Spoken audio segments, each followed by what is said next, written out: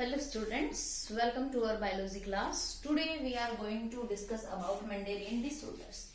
आज हम Mendelian disorders की बात करेंगे.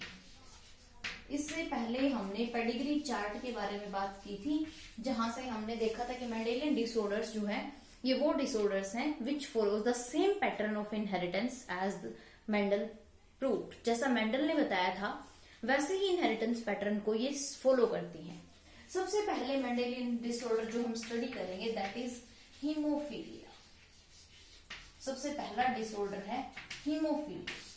Haemophilia it is a sex linked recessive disorder. हमें ये पता है कि there are 4 types of diseases. Autosomal linked recessive disorder, autosomes linked dominant disorder, X linked recessive disorders, X linked dominant disorder. This is sex linked recessive disorder. ये sex linked है यानी कि x chromosome पे present है. Recessive disorder से तो it occurs most commonly हमें ये पता है अगर एक्स लिंक्ड रिसेसिव डिसऑर्डर हो तो वो मेनली किस में होता है, मेल्स में होता है. It transferred from a carrier female to male. Transferred from a carrier female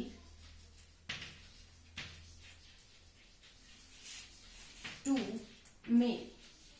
Carrier female से male में ट्रांसफर होता है. इसमें क्या होता है, a single protein is absent. A single protein is absent that involved in a cascade of reactions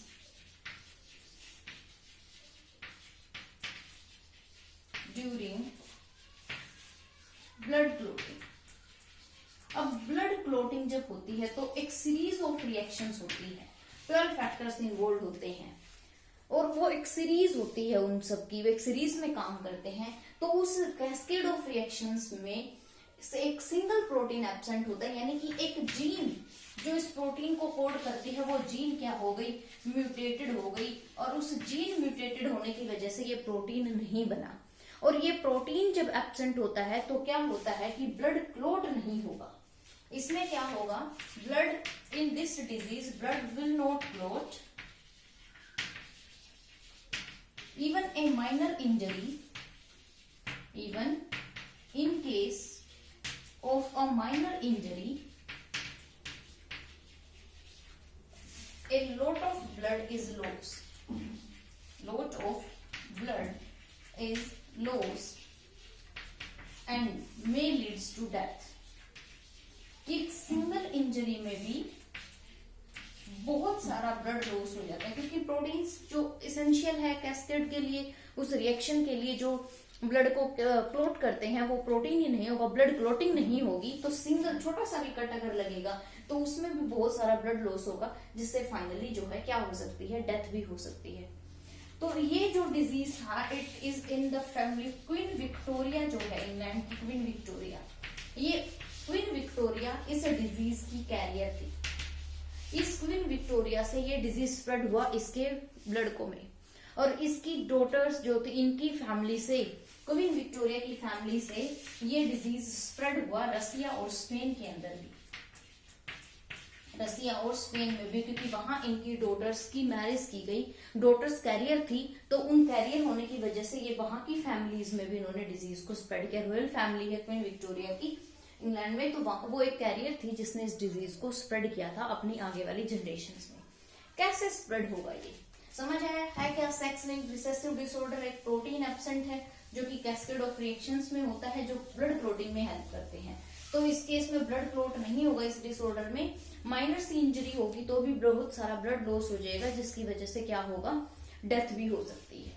तो अब जैसे हम बात करते हैं एक्स लिंक्ड है. अगर हम बात करें male female, if male is having disorder, अगर मेल जो है एक ही क्रोमोसोम है एक्स क्रोमोसोम और उसी पे अगर डिजीज है तो जाहिर सी केस है मेल जो है वो डिजीज्ड होगा और फीमेल जो है नॉर्मल है. अगर इनकी मैरिज हो जाती है तो x H x x H x XY married to a normal female, then daughters having one, daughters जो है वो एक हीमोफिलिक क्रोमोसोम कैरी करेंगी, तो डॉटर्स जो है इस डिजीज की क्या होंगी, कैरियर्स होंगी, और मेल जो है वो नॉर्मल मेल होंगे। ये डिजीज स्प्रेड करता है फीमेल से मेल में। कैसे? If a normal man is married to a carrier female, अगर ये क्वेश्चन आ जाता है कि what happens if a normal female marriage to a carrier normal diseased male, what happens if a normal man marriage to a carrier female. तो अगर एक normal man की कैरियर फीमेल के साथ मैरिज हो जाए तो हम इस तरह से बॉक्स भी बना सकते हैं। हम यहाँ हम मेल के XY क्रोमोसोम्स लिखेंगे, यहाँ हम फीमेल के XX। तो यहाँ क्या होगी, 50% इसकी एक डॉटर जो है, यानी कि 25% इसकी डॉटर्स जो है वो क्या होंगी, कैरियर होंगी। 25% जो सन है वो क्या होंगे, हीमोफिलिक होंगे। 25% यानी फीमेल नॉर्मल होंगे, 25% मेल जो है नॉर्मल होंगे। अगर हम बात करें एक इसकी 4:1:4 की, तो out of 4 1 is carrier female, 1 is haemophilic man. तो यानी कि फीमेल अगर कैरियर है तो उस कैरियर फीमेल से ये डिजीज किस में जाएगा, मेल में जाएगा। फीमेल अफेक्टेड कब होगी, फीमेल हीमोफिलिक कब होगी, उस केस में if female is haemophilic if a carrier woman female is married to a haemophilic man. अगर कैरियर वुमेन के एक हीमोफिलिक मैन के साथ मैरिज हो जाए तो क्या होगा, ये हम देखते हैं, ये है कैरियर मेल, हीमोफिलिक मेल, ये है कैरियर फीमेल। तो ये देखो XH XH XH Y XH XY। तो इस केस में अगर when haemophilic man marriage to a carrier female then her daughter is haemophilic, तब उस केस में डॉटर जो है वो हीमोफिलिक होगी। एक डॉटर हीमोफिलिक है, एक कैरियर है, सन हीमोफिलिक है, और जो मेल जो ये एक फीमेल मेल जो है वो नॉर्मल होगा। ये है हीमोफीलिया। हीमोफीलिया के बाद एक नेक्स्ट डिसऑर्डर की बात करें हम, next disorder is sickle cell anaemia. Second is sickle cell anemia. Sickle cell anemia is autosome recessive disorder.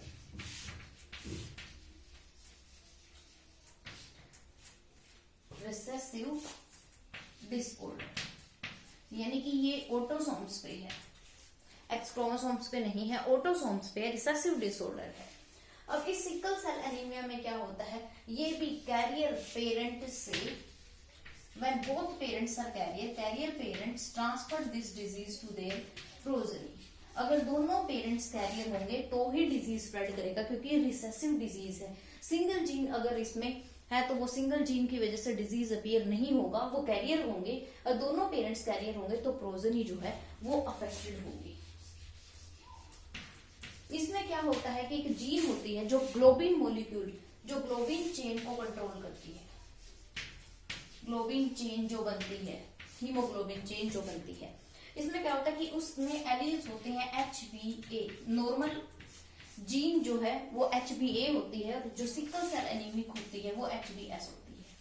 तो यहाँ 3 कॉम्बिनेशन बनती हैं, इन 2 कंडीशन से, इन 2 एलील से 3 कॉम्बिनेशन बनेंगी, HbA जो कि नॉर्मल होंगे, HbA HbS जो कि हीमो कैरियर होंगे, और HbS इन 3 पॉसिबल जीनोटाइप्स में से ये जीनोटाइप ऐसा होगा जो अफेक्टेड होगा, जो डिजीज्ड होगा, जिसको सिकल सेल एनीमिया होगा। अब क्या होता है सिकल सेल एनीमिया में और कैसे होता है ये? इसमें क्या होता है, जो बीटा ग्लोबिन चेन होती है, उस बीटा ग्लोबिन चेन में 6th पोजीशन पे, बीटा ग्लोबिन चेन इसकी 6th पोजीशन पे ग्लूटामिन प्रेजेंट होता है।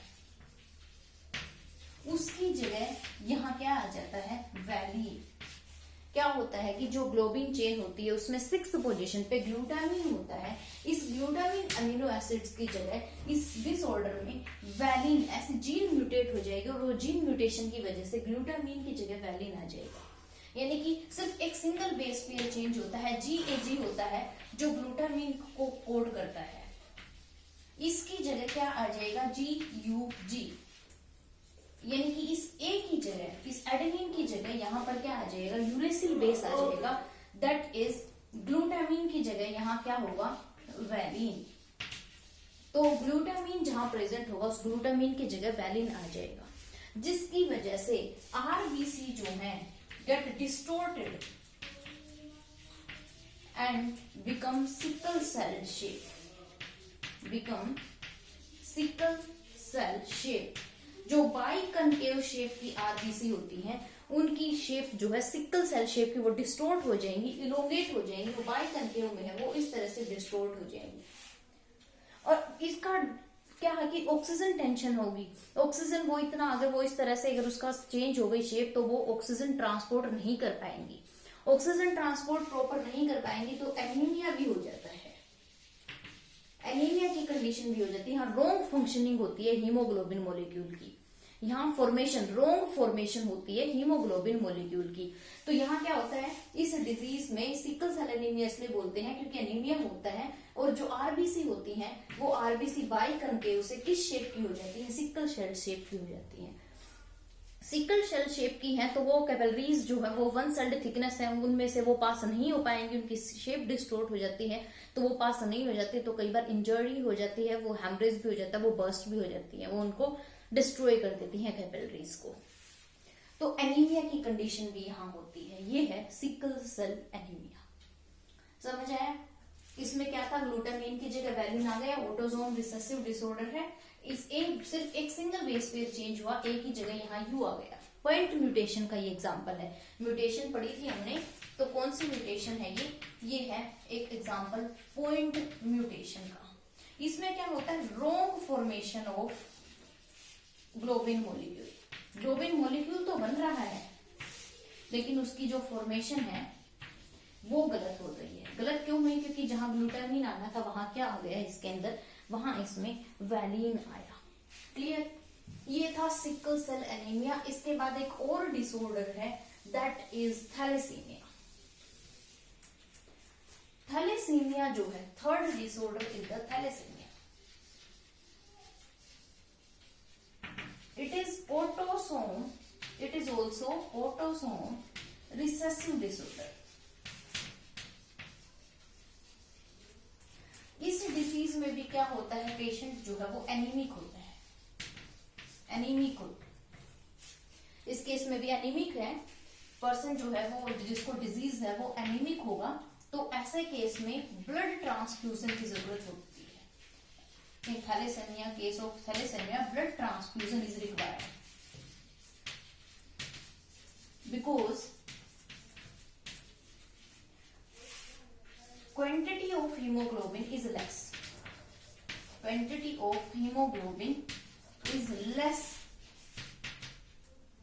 क्योंकि यहाँ जो हीमोग्लोबिन बनेगा उसकी क्वांटिटी कम होगी। क्वांटिटी है जो हीमोग्लोबिन की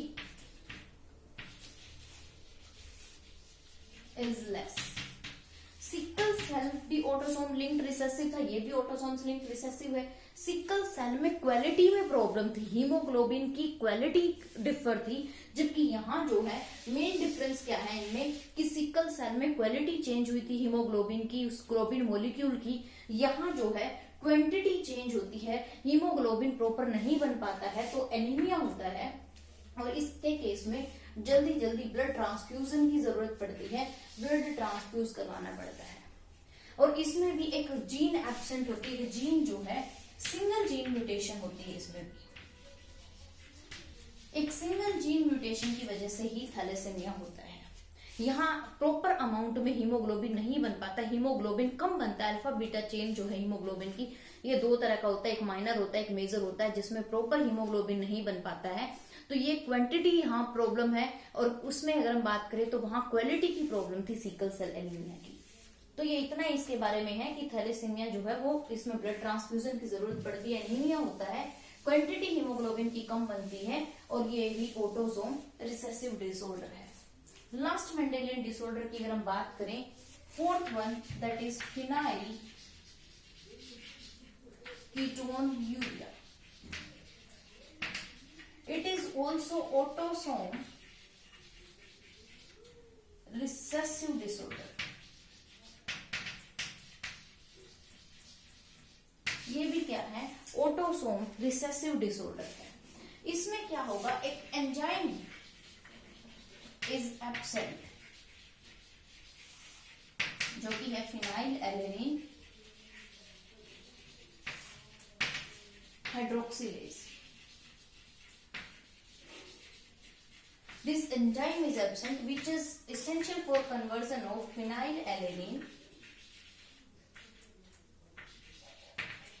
into tyrosine.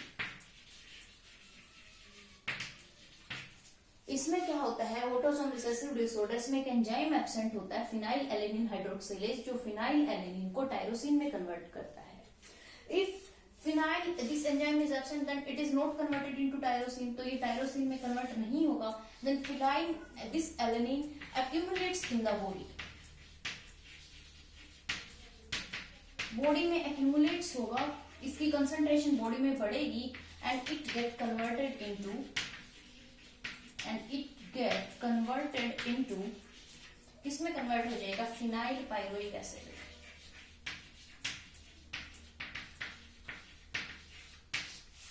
क्या होगा, phenylalanine hydroxylase enzyme absent होता है, वो एंजाइम का काम क्या है, फिनाइल एलेनिन को टायरोसिन में कन्वर्ट करना। अब अगर ये टायरोसिन में कन्वर्ट नहीं होगा तो ये बॉडी में इकट्ठा होता चला जाएगा और वो फाइनली फिनाइल पायरोइक एसिड में कन्वर्ट हो जाएगा। दैट क्यूज मेंटल रिटार्डेशन, जिसकी वजह से क्या होती है, मेंटल रिटार्डेशन होती है। इसमें mental retardation, also there is decreased pigmentation of skin and hair, decreased pigmentation of skin and hair. अब इस फिनाइल पायरोइक एसिड की पुअर एब्जॉर्प्शन होती है किडनीज में, तो ये यूरिन के थ्रू भी एक्सक्रीट हो जाता है। क्या है कि इसकी एब्जॉर्प्शन कम होती है तो ये किडनी के थ्रू एक्सक्रीट भी हो जाता है। मेन इसके क्योज क्या है, मेंटल रिटार्डेशन, दूसरा डिक्रीज पिगमेंटेशन होगी स्किन और हेयर की। अगर हमने प्लियोट्रोपिक जीन्स की बात की थी कि एक जीन जो है उसके कई सारे इफेक्ट्स होते हैं, तो ये प्लियोट्रोपिक का एग्जांपल है। वो जीन जो इस एंजाइम को कोड कर रही है वो एब्सेंट है, तो ये एंजाइम नहीं बन रहा है। इस एंजाइम की एब्सेंस में देखो मेंटल रिटार्डेशन भी हो रही है और पिगमेंटेशन स्किन और हेयर की वो भी कम हो रही है। एक जीन एक से ज्यादा इफेक्ट शो कर रही है, तो ये क्या है, ये फिनाइल कीटोन्यूरिया, ये प्लियोट्रोपिक जीन का भी एक एग्जांपल है। अगर प्लियोट्रोपी आ जाए क्या है एक्सप्लेन करो, तो वहां भी हम इसका एग्जांपल दे सकते हैं। ये थे मेंडेलियन डिसऑर्डर। नेक्स्ट क्लास में हम क्रोमोसोमल डिसऑर्डर्स की बात करेंगे। क्लियर बेटा?